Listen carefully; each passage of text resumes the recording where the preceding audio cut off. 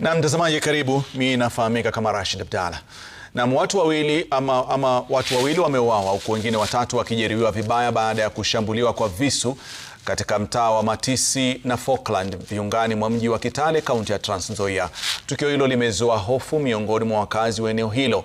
Kwa mujibu wa familia, marehemu Frederick Subai alikumbana na mauti alipokuwa akirejea nyumbani kutoka katika kanisa la St. Kizito Matisi saa 1 jioni. Nadaiwa kuwa genge hilo la wahalifu liliwashambulia waathiriwa kabla ya kutoroka na simu zao. Wakazi wa maeneo hao sasa wanaitaka serikali ya kaunti pamoja na vyombo vya usalama kuongeza doria ili kudhibiti visa vya uhalifu.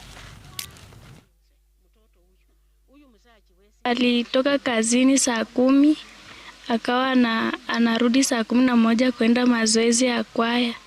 Saa 1 tukasikia manduru ati amevamiwa, amedungwa kisu, na hivyo tu tulisikia ameaga. Na kuna kijana alikimbizwa jana Highway Hospital, wakamwambia kwamba hawezi kutibiwa pale, yuko referral, na hadi sasa hatujui ni wangapi wameumia, na hatujui hali ya huyo kijana pia vile ilivyo. Na hata sasa kufikia saa hizi mimi pia sijaenda hospitali wala sijapiga ripoti kwa polisi, kwa sababu ni vitu zenye zilifanyika, mambo yenye yalifanyika usiku. Maskari wenye wakitembea wanaenda tu nyumba za pombe ndio mbio, lakini kuangalia tu mwananchi, hata ukisimama hii barabara hakuna siku utaona maskari wana patrol. Ukiona mwenye ana patrol ni jambazi. Ukiona wana patrol wamekuja kushika wamama. Tutafanya haji kama sisi wa kwanza. Tutafanya haji hata hatuna usaidizi. Tunalia serikali. Mtoto huyu haja mtoto.